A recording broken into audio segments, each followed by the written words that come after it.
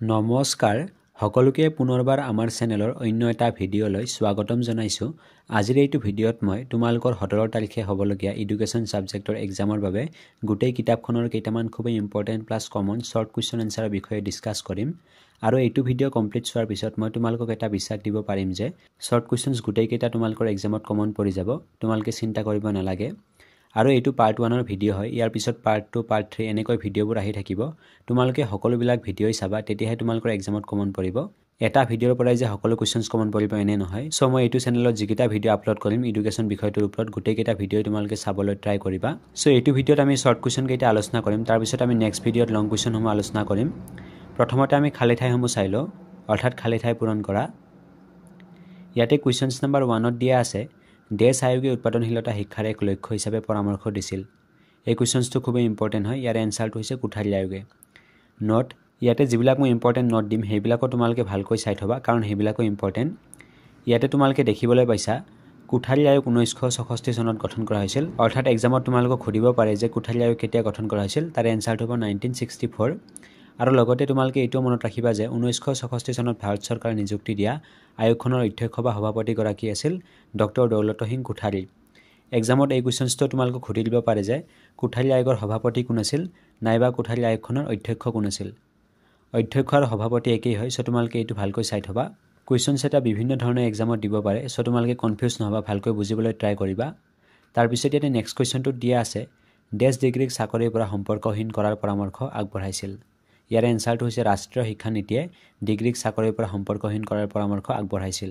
এইটোও very very important হয়, চ' এইটোও ভালকৈ চাবা। তাৰপিছত ইয়াতে কুৱেশ্যনছ নম্বৰ 3টোত দিয়া আছে, অসম উচ্চতৰ মাধ্যমিক শিক্ষা সংসদ দেশ আয়োগৰ পৰামৰ্শক্ৰমে স্থাপন কৰা হৈছিল। ইয়াৰ এনচাৰটো হৈছে কোঠাৰী আয়োগৰ পৰামৰ্শক্ৰমে স্থাপন কৰা হৈছিল। এইটোও খুবেই ইম্পৰ্টেণ্ট হয়, চ' এইটোও ভালকৈ চাবা। আৰু ইয়াতে যে অনলি তোমালোকৰ কুৱেশ্যনছবিলাক খালী ঠাইতে আহিব এনে নহয়, তোমালোকক ডাইৰেক্ট কুৱেশ্যনতো সুধি দিব পাৰে 1 মাৰ্কছত। তাৰপিছত ইয়াতে কুৱেশ্যনছ নম্বৰ 4ত দিয়া আছে, অসমত প্ৰথম মাধ্যমিক বিদ্যালয়খন দেশ চনত স্থাপন কৰা হৈছিল। ইয়াৰ এনচাৰটো হৈছে 1835 চনত অসমত প্ৰথমখন মাধ্যমিক বিদ্যালয় স্থাপন কৰা হৈছিল। আৰু লগতে মই ইয়াতে কেইটামান ইম্পৰ্টেণ্ট পইণ্ট দিছোঁ, সেই পইণ্টবিলাকো তোমালোকে ভালকৈ চাবা। ইয়াতে তোমালোকে দেখিবলৈ পাইছা যে অসমৰ প্ৰথমখন মাধ্যমিক বিদ্যালয়ৰ নাম হৈছে গুৱাহাটী ছেমিনাৰী স্কুল। এই কুৱেশ্যনছটো বহুবাৰ প্ৰিভিয়াছ ইয়েৰত আহি গৈছে আৰু এইবাৰৰ বাবে খুবেই ইম্পৰ্টেণ্ট হয় যে অসমৰ প্ৰথমখন মাধ্যমিক বিদ্যালয়ৰ নাম কি। ইয়াতে তোমালোকে দেখিবলৈ পাইছা গুৱাহাটী ছেমিনাৰী স্কুল। আৰু লগতে তোমালোকে ইয়াতে আৰু এটা পইণ্ট দেখিবলৈ পাইছা, বৰ্তমান কটন কলেজিয়েট উচ্চতৰ মাধ্যমিক বিদ্যালয়। অৰ্থাৎ গুৱাহাটী ছেমিনাৰী স্কুলৰ বৰ্তমান নাম হৈছে কটন কলেজিয়েট উচ্চতৰ মাধ্যমিক বিদ্যালয়।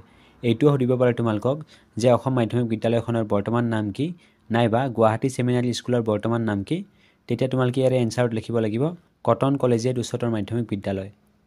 আৰু এটা কুৱেশ্যনছ তোমালোকে ইয়াতে দেখিবলৈ পাইছা, কুৱেশ্যনছ নং, বৰ্তমান কটন কলেজিয়েট স্কুলৰ মূল নামটো কি আছিল। এই কুৱেশ্যনছটো 2016ত আহিছিল, চ' সেইবাবে মই ইয়াতে কুৱেশ্যনছটো দি থৈ দিছোঁ। ইয়াৰ এনচাৰটো কি হ'ব যে বৰ্তমান কটন কলেজিয়েট স্কুলৰ মূল নামটো আছিল গুৱাহাটী ছেমিনাৰী স্কুল। চ' এই কুৱেশ্যনছটো ওলোটাই দিব পাৰে যে গুৱাহাটী ছেমিনাৰী স্কুলৰ বৰ্তমান নাম কি। চ' তোমালোকে কনফিউজ নহবা, এইটো বুজিবলৈ ট্ৰাই কৰিবা। তাৰপিছত ইয়াতে কুৱেশ্যনছ নম্বৰ 5ত দিয়া আছে, কোঠাৰী আয়োগৰ পৰামৰ্শ মৰ্মে প্ৰথম শ্ৰেণীত নামভৰ্তিৰ ন্যূনতম বয়স ডেছ। ইয়াৰ এনচাৰটো হৈছে 6 বছৰ। তাৰপিছত ইয়াতে কুৱেশ্যনছ নম্বৰ 6ত দিয়া আছে, মুডালিয়াৰ আয়োগ ডেছ নামেৰে পৰিচিত। ইয়াতে মুডালিয়াৰ হ'ব লাগিছিল, এইটো টাইপিঙত মিষ্টেক হৈছে, মুডালিয়ান হৈ গৈছে। ইয়াৰ এনচাৰটো হৈছে ভাৰতীয় শিক্ষা আয়োগ নামে পৰিচিত। তোমালোকে এটা কথা ভালকৈ মনত ৰাখি থবা যে মুডালিয়াৰ আয়োগক ভাৰতীয় শিক্ষা আয়োগ নামেৰেও জনা যায়, দুয়োটা একেই হয়, চ' তোমালোকে কনফিউজ নহবা। তাৰপিছত ইয়াতে 7 নম্বৰ কুৱেশ্যনছটো দিয়া আছে, বৰ্তমান ভাৰতৰ ভাগ্য শ্ৰেণীকক্ষসমূহত গঢ় লয়। এই মন্তব্যটো ডেছে আগবঢ়াইছিল। ইয়াৰ এনচাৰটো হৈছে কোঠাৰী আয়োগে। অৰ্থাৎ বৰ্তমান ভাৰতৰ ভাগ্য শ্ৰেণীকক্ষসমূহত গঢ় লয়, এই মন্তব্যটো কোনে আগবঢ়াইছিল, কোঠাৰী আয়োগে। তাৰপিছত ইয়াতে কুৱেশ্যনছ নম্বৰ 8ত দিয়া আছে, মাধ্যমিক শিক্ষা আয়োগ গঠন কৰা হৈছিল ডেছ চনত। নাইবা এই কুৱেশ্যনছটো এনেকৈ দিব পাৰে, ভাৰতীয় শিক্ষা আয়োগ গঠন কৰা হৈছিল ডেছ চনত। মই অলৰেডি তোমালোকক কৈছোঁৱে যে মাধ্যমিক শিক্ষা আয়োগ আৰু ভাৰতীয় শিক্ষা আয়োগ একেই হয় দুয়োটা, চ' তোমালোকে কনফিউজ নহবা। ইয়াৰ এনচাৰটো হৈছে 1952 চনত। অৰ্থাৎ 1952 চনত মাধ্যমিক শিক্ষা আয়োগ বা ভাৰতীয় শিক্ষা আয়োগ গঠন কৰা হৈছিল। আৰু ইয়াৰে সভাপতি কোন আছিল সেইটো তোমালোকে মনত ৰাখিবা। মাধ্যমিক শিক্ষা আয়োগৰ সভাপতি হৈছে বা ভাৰতীয় শিক্ষা আয়োগৰ সভাপতি হৈছে ডক্টৰ লক্ষ্মণ স্বামী মুডালিয়াৰ। তোমালোকক এক্সামত সভাপতিও দিব পাৰে বা অধ্যক্ষ বুলিও দিব পাৰে। এতিয়াহে কুৱেশ্যনছ নম্বৰ 9লৈ, অসম মাধ্যমিক শিক্ষা আইনখন ডেছ চনত গ্ৰহণ কৰা হৈছিল। ইয়াৰ এনচাৰটো হৈছে 1961 চনত গ্ৰহণ কৰা হৈছিল। তাৰপিছত ইয়াতে কুৱেশ্যনছ নম্বৰ 10ত দিয়া আছে, জাতীয় শিক্ষা নীতি 1986 পৰামৰ্শ অনুযায়ী ভাৰতত প্ৰাথমিক শিক্ষাৰ উন্নতিৰ বাবে গ্ৰহণ কৰা আঁচনিখনৰ নাম দেশ আছিল। নাইবা কুৱেশ্যনটো এনেকৈ দিব পাৰে, প্ৰাথমিক শিক্ষাৰ বিকাশৰ বাবে ৰাষ্ট্ৰীয় শিক্ষা নীতি 1986 পৰামৰ্শ দিয়া কাৰ্যসূচীটোক দেশ হিচাপে জনা যায়। চ' এই দুটা কুৱেশ্যনত কেৱল দুটা ৱৰ্ডৰে ডিফাৰেঞ্চ আছে। প্ৰথমটোত দিছে বিকাশৰ বাবে আৰু দ্বিতীয়টোত দিছে উন্নতিৰ বাবে।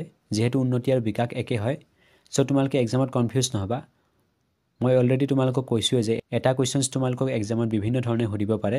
জাষ্ট তোমালোকে কুৱেশ্যনছটো বুজিবলৈ ট্ৰাই কৰিবা। ইয়াৰে এনচাৰটো হৈছে অপাৰেশ্যন ব্লেকবৰ্ড।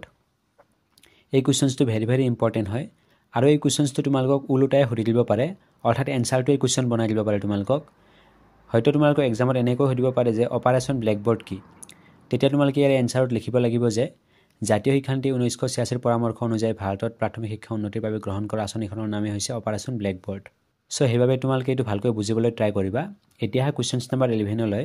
কুৱেশ্যনছ নম্বৰ 11লৈ আগবঢ়াৰ আগতে তোমালোকলৈ সৰু এটা ৰিকুৱেষ্ট। তোমালোকৰ যদি কোনোবাই আমাৰ এইটো চেনেলত প্ৰথমবাৰৰ বাবে আহিছা বা নতুনকৈ ভিজিট কৰিছা, তেতিয়াহ'লে এতিয়াই চেনেলটোক ছাবস্ক্ৰাইব কৰি কাষত থকা বেল আইকনটো অলত প্ৰেছ কৰি থৈ দিয়া, কিয়নো তোমালোকৰ এই বৰ্ষৰ HS ফাইনেল এক্সামৰ বাবে সকলো ছাবজেক্টৰ ইম্পৰ্টেণ্ট প্লাছ কমন কুৱেশ্যন এনচাৰৰ ভিডিঅ' আমি এইটো চেনেলত আপলোড কৰি আছোঁ।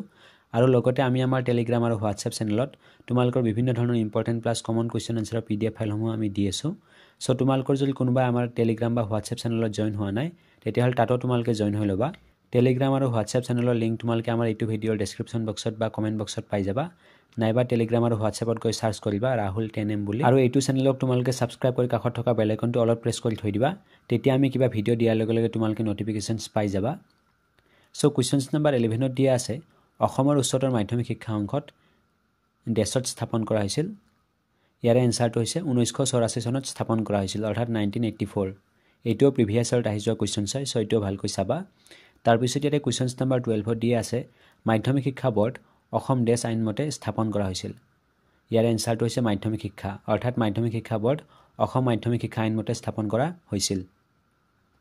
তাৰপিছত ইয়াতে কুৱেশ্যনছ নম্বৰ 13ত দিয়া আছে, অসমত বহুমুখী বিদ্যালয়সমূহ দেশ আয়োগৰ পৰামৰ্শৰ ভিত্তিত প্ৰতিষ্ঠা কৰা হয়। ইয়াৰ এনচাৰটো হৈছে মুডালিয়াৰ আয়োগৰ পৰামৰ্শৰ ভিত্তিত প্ৰতিষ্ঠা কৰা হয়। তাৰপিছত ইয়াতে কুৱেশ্যনছ নম্বৰ 14ত দিয়া আছে, মাধ্যমিক শিক্ষা আয়োগ বা ভাৰতীয় শিক্ষা আয়োগ গঠন কৰা হৈছিল দেশ চনত। তোমালোকক মই অলৰেডি কৈছোঁৱে যে মাধ্যমিক শিক্ষা আয়োগ বা ভাৰতীয় শিক্ষা আয়োগ একেই হয়, সেয়েহে তোমালোকক এক্সামত যিকোনো এটা সুধি দিব পাৰে। হয়তো তোমালোকক মাধ্যমিক শিক্ষা আয়োগ দিব পাৰে, নাইবা ভাৰতীয় শিক্ষা আয়োগ দিব পাৰে। ইয়াৰে এনচাৰটো হৈছে 1952 চন, অৰ্থাৎ মাধ্যমিক শিক্ষা আয়োগ বা ভাৰতীয় শিক্ষা আয়োগ কেতিয়া গঠন কৰা হৈছিল? 1952 চনত গঠন কৰা হৈছিল। আৰু ইয়াতে দুটামান ইম্পৰ্টেণ্ট পইণ্ট দিয়া আছে, এই পইণ্টকেইটাও তোমালোকে ভালকৈ মনত ৰাখিবা। মাধ্যমিক শিক্ষা আয়োগ বা ভাৰতীয় শিক্ষা আয়োগৰ অধ্যক্ষ আছিল ডক্টৰ লক্ষ্মণস্বামী মুডালিয়াৰ। অকণমান আগতে মই এই কুৱেশ্যনছটো তোমালোকক কৈ দিছোঁ। আৰু লগতে ছেকেণ্ড পইণ্টটো আছে, মাধ্যমিক শিক্ষা আয়োগৰ সভাপতি আছিল ডক্টৰ লক্ষ্মণস্বামী মুডালিয়াৰ, অৰ্থাৎ সভাপতি আৰু অধ্যক্ষ একেই হয়। গতিকে তোমালোকে এক্সামত কনফিউজ নহ'বা। যিকোনো আহিলে তোমালোকে এনচাৰটো এইটোৱে লিখিবা, ডক্টৰ লক্ষ্মণস্বামী মুডালিয়াৰ। আৰু ভাৰতীয় শিক্ষা আয়োগ বা মাধ্যমিক শিক্ষা আয়োগ গঠন কেতিয়া কৰিছিল? 1952 চনত কৰিছিল। চ' এইখিনিও মনত ৰাখিবা তোমালোকে, কুৱেশ্যনৰ লগতে পইণ্টখিনিও মনত ৰাখি থ'বা। এতিয়া কুৱেশ্যনছ নম্বৰ 15লৈ, অসম মাধ্যমিক শিক্ষা আইনখন দেশ চনত গ্ৰহণ কৰা হৈছিল। ইয়াৰ এনচাৰটো হৈছে অসম মাধ্যমিক শিক্ষা আইনখন 1961 চনত গ্ৰহণ কৰা হৈছিল। তাৰপিছত ইয়াতে কুৱেশ্যনছ নম্বৰ 16ত দিয়া আছে, অসমৰ মাধ্যমিক শিক্ষাৰ নিয়ন্ত্ৰণৰ ক্ষমতা কলিকতা বিশ্ববিদ্যালয়ৰ পৰা গুৱাহাটী বিশ্ববিদ্যালয়লৈ স্থানান্তৰিত কৰা হৈছিল দেশ চনত। এইটোও খুবেই ইম্পৰ্টেণ্ট হয়। ইয়াৰ এনচাৰটো হৈছে 1947 চনত। তাৰপিছত ইয়াতে কুৱেশ্যনছ নম্বৰ 17ত দিয়া আছে, DS কোঠাৰী সভাপতিত্বত শিক্ষা আয়োগ দেশ চনত নিয়োগ কৰা হৈছিল। অথবা এই কুৱেশ্যনছটো এনেকৈ সুধিব পাৰে যে DS কোঠাৰীৰ অধ্যক্ষতাত শিক্ষা আয়োগ নিযুক্ত হৈছিল দেশত। ইয়াৰ এনচাৰটো হৈছে 1964 চনত। তাৰপিছত ইয়াতে কুৱেশ্যনছ নম্বৰ 18ত দিয়া আছে, ৰাষ্ট্ৰীয় শিক্ষানীতি 1986 চূড়ান্ত খচৰাখন উত্থাপন কৰা হৈছিল দেশ চনত। এইটোও খুবেই ইম্পৰ্টেণ্ট হয়। ইয়াৰ এনচাৰটো হৈছে 1992 চনত। তাৰপিছত ইয়াতে কুৱেশ্যনছ নম্বৰ 19ত দিয়া আছে, 1969 পৰা 1970 চনত অসমত বহুমুখী বিদ্যালয়ৰ সংখ্যা আছিল ডেছ। ইয়াৰ এনচাৰটো হৈছে 70খন, অৰ্থাৎ 1969 পৰা 1970 চনত অসমত বহুমুখী বিদ্যালয়ৰ সংখ্যা আছিল 70খন। তাৰপিছত ইয়াতে কুৱেশ্যনছ নম্বৰ 20ত দিয়া আছে, অসম মাধ্যমিক শিক্ষা আইনে দেশক মাধ্যমিক শিক্ষা পৰিষদৰ অধ্যক্ষ হিচাপে স্বীকৃতি দিছে। ইয়াৰ এনচাৰটো হৈছে শিক্ষাৰ্থী কৰ্তাক। তাৰপিছত ইয়াতে কুৱেশ্যনছ নম্বৰ 21ত দিয়া আছে, কোঠাৰী আয়োগৰ প্ৰতিবেদন দাখিল কৰা হৈছিল দেশ চনত। ইয়াৰ এনচাৰটো হৈছে কোঠাৰী আয়োগৰ প্ৰতিবেদন দাখিল কৰা হৈছিল 1966 চনত। তাৰপিছত ইয়াতে কুৱেশ্যনছ নম্বৰ 22ত দিয়া আছে, গুৱাহাটী বিশ্ববিদ্যালয় দেশ চনত স্থাপন কৰা হৈছিল। এইটো প্ৰিভিয়াছ ইয়াৰত আহি যোৱা কুৱেশ্যনছ হয়। ইয়াৰ এনচাৰটো হৈছে 1948 চনত। এইটোও ভালকৈ চাই থ'বা। তাৰপিছত ইয়াতে কুৱেশ্যনছ নম্বৰ 23ত দিয়া আছে, ইন্দিৰা গান্ধী ৰাষ্ট্ৰীয় মুক্ত বিশ্ববিদ্যালয় ডেছত অৱস্থিত ইয়াৰে এনসাৰটো হৈছে দিল্লীত অৱস্থিত অৰ্থাৎ নতুন দিল্লীত অৱস্থিত ইয়াতে নতুন দিল্লী হ'ব লাগিছিল নতুনটো তোমালোকে এড কৰি ল'বা অৰ্থাৎ ইন্দিৰা গান্ধী ৰাষ্ট্ৰীয় মুক্ত বিশ্ববিদ্যালয় নতুন দিল্লীত অৱস্থিত আৰু লগতে তোমালোকে ইয়াতে ইম্পৰ্টেন্ট পইণ্টসমূহ মনত ৰাখিবা যে ইন্দিৰা গান্ধী ৰাষ্ট্ৰীয় মুক্ত বিশ্ববিদ্যালয় 1985 চনত স্থাপন কৰা হৈছিল অৰ্থাৎ এইটো এক্সামত ধৰি দিব পাৰে যে ইন্দিৰা গান্ধী ৰাষ্ট্ৰীয় মুক্ত বিশ্ববিদ্যালয় কেতিয়া স্থাপন কৰা হৈছিল তাৰ এনসাৰটো হ'ব 1985 আৰু ইয়াক চমুকৈ IGNOU বুলি কোৱা হয় অৰ্থাৎ যাৰ ফুল ফৰ্ম হৈছে Indira Gandhi national open university তোমালোকক বহুবাৰ এক্সামত সুধিছে প্ৰিভিয়াছ ইয়াৰত যে IGNOU ৰ ফুল ফৰ্মটো লিখা সো তোমালোকে এইটো ভালকৈ মনত ৰাখি থবা তাৰ পিছত ইয়াতে কোৱেশ্চনছ নম্বৰ 24 ত দিয়া আছে শিক্ষাৰ এটা গুৰুত্বপূৰ্ণ বৈশিষ্ট্য হ'ল শিক্ষক আৰু শিকাৰৰ মাজৰ দূৰত্ব অৰ্থাৎ দেশ শিক্ষাৰ এটা গুৰুত্বপূৰ্ণ বৈশিষ্ট্য হ'ল শিক্ষা আৰু শিকাৰৰ মাজৰ দূৰত্ব ইয়াৰ এনসাৰটো হৈছে দূৰৱৰ্তী শিক্ষা তাৰ পিছত ইয়াতে কোৱেশ্চনছ নম্বৰ 25 ত দিয়া আছে যোগাযোগমূলক শিক্ষা হ'ল দেশ যোগাযোগৰ ওপৰত ভিত্তি কৰা ইয়াৰ এনসাৰটো হৈছে ডাক যোগাযোগৰ ওপৰত ভিত্তি কৰা তাৰ পিছত ইয়াতে কোৱেশ্চনছ নম্বৰ 26 ত দিয়া আছে মুক্ত বিশ্ববিদ্যালয়ৰ ধাৰণাটো প্ৰথমে বিকশিত হয় দেশত ইয়াৰ এনসাৰটো হৈছে ইউৰোপত এই কোৱেশ্চনটো এবাৰখৰ এক্সামত অহাৰ বাবে খুবেই চান্স আছে সো এটো ভালকৈ চাবা তাৰ পিছত ইয়াতে কোৱেশ্চনছ নম্বৰ 27 ত দিয়া আছে ভাৰতৰ প্ৰথমখন মুক্ত বিশ্ববিদ্যালয় স্থাপন হয় দেশত ইয়াৰ এনসাৰটো হৈছে অন্ধ্ৰ প্ৰদেশত এই কোৱেশ্চনটো প্ৰিভিয়াছ ইয়াৰত বহুবাৰ সুধিছে সো এটো ভালকৈ চাবা ইয়াতে কেইটামান ইম্পৰ্টেন্ট পইণ্ট দিয়া আছে এই পইণ্টসমূহ তোমালোকে চাই ল'বা যে ভাৰতৰ প্ৰথমখন মুক্ত বিশ্ববিদ্যালয়ৰ নাম হৈছে অন্ধ্ৰ প্ৰদেশ মুক্ত বিশ্ববিদ্যালয় এটো খুবেই ইম্পৰ্টেন্ট হয় আৰু এই বিশ্ববিদ্যালয়টো কেতিয়া স্থাপন কৰা হৈছিল 1982 চনত ইয়াক স্থাপন কৰা হৈছিল চনটো কেতিয়াবা এক্সামত সুধি দিয়ে আৰু এইটো কোৱেশ্চনৰ ৰিলেটেড এটা কোৱেশ্চন চাইছিল যে কেন্দ্ৰীয় চৰকাৰে ভাৰতত স্থাপন কৰা প্ৰথমখন মুক্ত বিশ্ববিদ্যালয় হ'ল দেশ ইয়াৰে এনসাৰটো হ'ব অন্ধ্ৰ প্ৰদেশ মুক্ত বিশ্ববিদ্যালয় এইটো কোৱেশ্চন চাইছিল প্ৰিভিয়াছ ইয়াৰত তাৰ পিছত ইয়াতে কোৱেশ্চনছ নম্বৰ 28 ত দিয়া আছে অসমৰ কৃষ্ণকান্ত সন্দিকৈ ৰাজ্যিক মুক্ত বিশ্ববিদ্যালয় স্থাপিত হয় দেশ চনত ইয়াৰ এনসাৰটো হৈছে 2007 চনত এইটো খুব ইম্পৰ্টেন্ট হয় আৰু প্ৰিভিয়াছ ইয়াৰত ৰিপিট হোৱা কোৱেশ্চনছ হয় ইয়াতো কেইটামান ইম্পৰ্টেন্ট পইণ্ট দি থৈছো মই ইয়াতে যিবিলাক ইম্পৰ্টেন্ট পইণ্ট দি থৈছো অৰ্থাৎ নোট বুলি দি থৈছো তোমালোকে হেইবোৰ মিছ নকৰিবা কাৰণ কোৱেশ্চনতকৈ হেইবোৰ বেছি ইম্পৰ্টেন্ট ইয়াতে দিয়া আছে এইখন অসমৰ প্ৰথমখন ৰাজ্যিক মুক্ত বিশ্ববিদ্যালয় কেতিয়াবা এক্সামত কোৱেশ্চনটো এনেকৈ সুধি দিয়ে যে অসমৰ প্ৰথমখন ৰাজ্যিক মুক্ত বিশ্ববিদ্যালয় কোনখন তেতিয়া এনসাৰটো হ'ব কৃষ্ণকান্ত সন্দিকৈ ৰাজ্যিক মুক্ত বিশ্ববিদ্যালয় অৱশ্যে বৰ্তমানলৈকে অসমৰ আৰু দ্বিতীয়খন কোনো মুক্ত বিশ্ববিদ্যালয় খোলা নাই অৰ্থাৎ এইখনেই আছে অসমত এখনে মুক্ত বিশ্ববিদ্যালয় আছে সেইখন হৈছে কৃষ্ণকান্ত সন্দিকৈ কিন্তু তোমালোকক পাজৰ লগাবলৈ কোৱেশ্চনটো অকমান বেলেগকৈ সুধি দিব তাৰ পিছত ইয়াতে দ্বিতীয় পইণ্টত দিয়া আছে অসমৰ কৃষ্ণকান্ত সন্দিকৈ ৰাজ্যিক মুক্ত বিশ্ববিদ্যালয় গুৱাহাটীত স্থাপন কৰা হয় এইটো এক্সামত সুধিব পাৰে যে এই বিশ্ববিদ্যালয়টো ক'ত আছে বা ক'ত স্থাপন কৰা হৈছে ইয়াক চমুকৈ KKHSOU বুলি কোৱা হয় অৰ্থাৎ ইয়াৰ সম্পূৰ্ণ নামটো হৈছে Krishnakanta Handiqui state open university ইয়াৰে ফুল ফৰ্মটো বহুবাৰ এক্সামত লিখিব দিছে সো এইটো ভালকৈ চাবা এতিয়া কোৱেশ্চনছ নম্বৰ 29 লৈ আনুষ্ঠানিক শিক্ষা বিদ্যালয় অনানুষ্ঠানিক শিক্ষা দেশ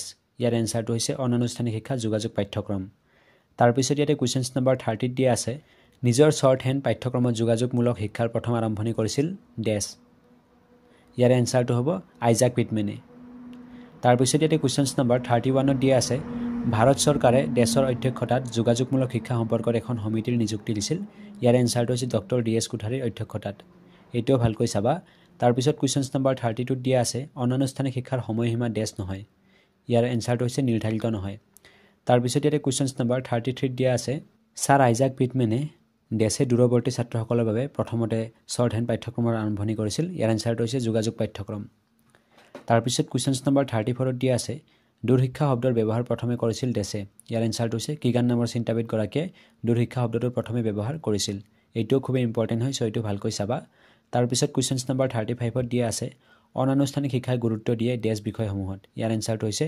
অনানুষ্ঠানিক শিক্ষাই ব্যক্তিগত প্ৰয়োজন ভিত্তিক বিষয়সমূহত গুৰুত্ব দিয়ে তাৰ পিছত ইয়াতে কোৱেশ্চনছ নম্বৰ 36 ত আছে অনানুষ্ঠানিক শিক্ষা হ'ল দেশ আৰু স্বেচ্ছামূলক ইয়াৰ এনসাৰটো হৈছে অনানুষ্ঠানিক শিক্ষা হ'ল স্বতঃস্ফূৰ্ত আৰু স্বেচ্ছামূলক সো ইয়াতে মই যিমানবিলাক কোৱেশ্চন আনসাৰ আলোচনা কৰি আছো এই গোটেইবিলাক কোৱেশ্চন আনসাৰ তোমালোকৰ এই বৰ্ষত অহাৰ বাবে খুবেই চান্স আছে সো ইয়াৰে এটা কোৱেশ্চন আনসাৰ তোমালোকে মিছ নকৰিবা গোটেইবিলাকে চাবা যেহেতু মই বহু বাছি কোৱেশ্চন সমূহ ইয়াতে এড কৰিছো যেটি কোৱেশ্চনছ ইয়াতে মই এড কৰা নাই যেবিলাক ইম্পৰ্টেন্ট হয় সেইবিলাকে দিছো তাৰ পিছত ইয়াতে কোৱেশ্চনছ নম্বৰ 37 ত আছে শিক্ষক আৰু শিক্ষাৰ্থীৰ মাজত প্ৰত্যক্ষ সম্পৰ্কৰ অনুপস্থিতি দেশ শিক্ষাৰ এটা গুৰুত্বপূৰ্ণ বৈশিষ্ট্য ইয়াৰ এনসাৰটো হৈছে দূৰত্ব বা দূৰৱৰ্তী শিক্ষাৰ এটা গুৰুত্বপূৰ্ণ বৈশিষ্ট্য তাৰ পিছত কোৱেশ্চনছ নম্বৰ 38 ত দিয়া আছে ইয়াতে দেশ বিশ্বৰ দ্বিতীয় বৃহত্তম মুক্ত বিশ্ববিদ্যালয় ইয়াৰ এনসাৰটো হৈছে ইন্দিৰা গান্ধী ৰাষ্ট্ৰীয় মুক্ত বিশ্ববিদ্যালয় হৈছে বিশ্বৰ দ্বিতীয় বৃহত্তম মুক্ত বিশ্ববিদ্যালয় তাৰ পিছত কোৱেশ্চনছ নম্বৰ 39 ত দিয়া আছে আন্তৰ্জাতিক মহিলা দিৱস ডেছ তাৰিখে পালন কৰা হয়? এইটো খুব ইম্পৰ্টেণ্ট হয়। ইয়াৰ এনচাৰটো হৈছে 8 মাৰ্চ তাৰিখে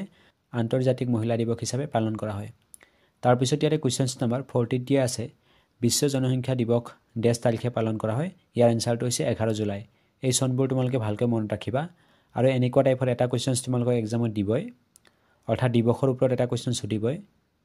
তাৰপিছত ইয়াতে কুৱেশ্যনছ নম্বৰ 41ত দিয়া আছে বৰ্তমান ভাৰতৰ সাক্ষৰতাৰ হাৰ ডেছ? ইয়াৰে এনচাৰটো হৈছে 76.4%। অৰ্থাৎ বৰ্তমান ভাৰতৰ সাক্ষৰতাৰ হাৰ হৈছে 76.4%। সাক্ষৰতা মানে হৈছে শিক্ষিত আৰু নিৰক্ষৰ মানে হৈছে অশিক্ষিত। তাৰপিছত ইয়াতে কুৱেশ্যনছ নম্বৰ 42 দিয়া আছে পৰিৱেশ শব্দটো ফৰাচী শব্দ ডেছৰ পৰা আহিছে? ইয়াৰে এনচাৰটো হৈছে পৰিৱেশ শব্দটো ফৰাচী শব্দ এনভিৰনাৰৰ পৰা আহিছে। আৰু লগতে তোমালোকে ইয়াতে এটা পইণ্ট মনত ৰাখিবা, এনভিৰনাৰ মূল ফৰাচী ভাষা শব্দটোৰ অৰ্থ হ'ল আমাৰ চাৰিওফাল বা আমাৰ পাৰিপাৰ্শ্বিকতা। ইয়াতে আমাৰ হ'ব লাগিছিল। চ' এইখিনিও তোমালোকে ভালকৈ মনত ৰাখি থবা। তাৰপিছত ইয়াতে কুৱেশ্যনছ নম্বৰ 43 দিয়া আছে সংসদ আৰু ৰাজ্যিক বিধায়নী নিকায়সমূহত মহিলাৰ বাবে 10% সংৰক্ষণ নিশ্চিত কৰে মহিলা সংৰক্ষণ বিধেয়কে? ইয়াৰে এনচাৰটো হৈছে 33%। আৰু লগতে এটা পইণ্ট মনত ৰাখিবা তোমালোকে 1958 পৰা 1959 চনত নাৰী শিক্ষা কমিটি গঠন কৰা হৈছিল। এইটোও ভেৰি ভেৰি ইম্পৰ্টেণ্ট হয়। এক্সামত সুধি দিব পাৰে যে নাৰী শিক্ষা কমিটি কেতিয়া গঠন কৰা হৈছিল? তেতিয়া তোমালোকে লিখিবা যে 1958 পৰা 1959 চনত। তাৰপিছত ইয়াতে কুৱেশ্যনছ নম্বৰ 44ত দিয়া আছে ডেছ চনত মহিলাৰ ঘৰুৱা হিংসা সুৰক্ষা বিলখন গ্ৰহণ কৰা হৈছিল? এইটোও ভেৰি ভেৰি ইম্পৰ্টেণ্ট হয়। ইয়াৰে এনচাৰটো হৈছে 2005 চনত। তাৰপিছত ইয়াতে কুৱেশ্যনছ নম্বৰ 45ত দিয়া আছে ধৰিত্ৰী শীৰ্ষ সন্মিলন অনুষ্ঠিত হৈছিল ডেছত? ইয়াৰে এনচাৰটো হৈছে ৰিঅ' ডি জেনেৰিঅ' ব্ৰাজিলত। আৰু কেতিয়া অনুষ্ঠিত কৰা হৈছিল? চনটো মনত ৰাখিবা 1992 চনত। অৰ্থাৎ ৰিঅ' ডি জেনেৰিঅ' হৈছে ব্ৰাজিলৰ এখন বিখ্যাত চহৰ আৰু তাতে অনুষ্ঠিত হৈছিল ধৰিত্ৰী শীৰ্ষ সন্মিলন। চনটোও ভেৰি ভেৰি ইম্পৰ্টেণ্ট হয়, এইটোও ভালকৈ চাই থবা। তাৰপিছত ইয়াতে কুৱেশ্যনছ নম্বৰ 46ত দিয়া আছে ডেছ হ'ল বিশেষকৈ প্ৰশিক্ষণ হিচাপে বা স্বাস্থ্য অটুট ৰাখিবলৈ অথবা উন্নত কৰিবলৈ কৰা অনুশাসন ভংগী বা শৰীৰ চালনাৰ পদ্ধতিগত উপায়? ইয়াৰ এনচাৰটো হৈছে শাৰীৰিক শিক্ষা। তাৰপিছত কুৱেশ্যনছ নম্বৰ 47ত দিয়া আছে পাৰিপাৰ্শ্বিকতাক শাৰীৰিক সামাজিক আৰু ডেছ পাৰিপাৰ্শ্বিকতা হিচাপে ভাগ কৰা হয়? ইয়াৰ এনচাৰটো হৈছে জৈৱিক। তাৰপিছত কুৱেশ্যনছ নম্বৰ 48ত দিয়া আছে ভাৰতত পাৰিপাৰ্শ্বিকতা শিক্ষাৰ এটা কেন্দ্ৰ স্থাপন কৰা হৈছিল ডেছত? ইয়াৰ এনচাৰটো হৈছে আহমেদাবাদত। আৰু কেতিয়া স্থাপন কৰা হৈছিল? 1984 চনত। আৰু আহমেদাবাদ ক'ত আছে? গুজৰাটত আছে। চ' লগতে তোমালোকে চনটোও মনত ৰাখি থবা কাৰণ এক্সামত চনটোও সুধি দিব পাৰে। তাৰপিছত কুৱেশ্যনছ নম্বৰ 49ত আছে পাৰিপাৰ্শ্বিক শিক্ষা সম্পৰ্কীয় বিলচি আন্তঃ চৰকাৰী সন্মিলন অনুষ্ঠিত হৈছিল ডেছত? ইয়াৰ এনচাৰটো হৈছে 1977 চনত। তাৰপিছত আজিৰ ভিডিঅ'ৰ একেবাৰে শেষৰটো কুৱেশ্যনত দিয়া আছে মানৱীয় পাৰিপাৰ্শ্বিকতা সম্পৰ্কীয় ৰাষ্ট্ৰসংঘৰ? ইয়াতে ৰাষ্ট্ৰসংঘ হ'ব লাগিছিল। যিবিলাক কুৱেশ্যনছ টাইপিঙত অকণমান মিষ্টেক হৈছে তোমালোকে শুধৰাই ল'বা। অৰ্থাৎ মানৱীয় পাৰিপাৰ্শ্বিকতা সম্পৰ্কীয় ৰাষ্ট্ৰসংঘৰ সন্মিলন 1972 চনত ডেছত অনুষ্ঠিত হৈছিল? ইয়াৰ এনচাৰটো হৈছে ছুইডেনৰ ষ্টকহোমত অনুষ্ঠিত হৈছিল। আৰু তোমালোকে ইয়াতে দেখিবলৈ পাইছা পাৰ্ট 2 ভিডিঅ' কামিং চুন। অৰ্থাৎ ভিডিঅ'টো এইখিনিতে শেষ হোৱা নাই, আৰু কেইটামান শ্বৰ্ট কুৱেশ্যন এনচাৰ বাকী আছে। সেইবোৰ মই পাৰ্ট 2 ভিডিঅ'টো দি দিম যিহেতু এইটো ভিডিঅ' বহু বেছি লং হৈ গৈছে। আৰু এক্সামত তোমালোকৰ শ্বৰ্ট কুৱেশ্যন গোটেইকেইটাই কমন পৰিব, তোমালোকে চিন্তা কৰিব নালাগে, মই সকলোবোৰ দি দিম তোমালোকক। আৰু এটা ইম্পৰ্টেণ্ট কথা তোমালোকক মই জনাই থওঁ যে তোমালোকে অনলি কমন চাই এক্সাম দিবলৈ নাযাবা, নিজৰ ফালৰ পৰা যিখিনি পাৰা সেইখিনিও পঢ়িবা। কিয়নো তোমালোকে যদি অনলি কমনৰ ওপৰত ভৰসা কৰি এক্সাম দিব যোৱা তেতিয়া হয়তো তোমালোকে অনলি 5 মাৰ্কখিনিহে পাবা। কিন্তু তোমালোকে যদি এটা ভাল ফলাফলৰ বাবে আশা কৰি আছা বা ভাল ফলাফল বিচৰা তেতিয়াহ'লে নিজৰ ফালৰ পৰাও কিছু পঢ়িব লাগিব।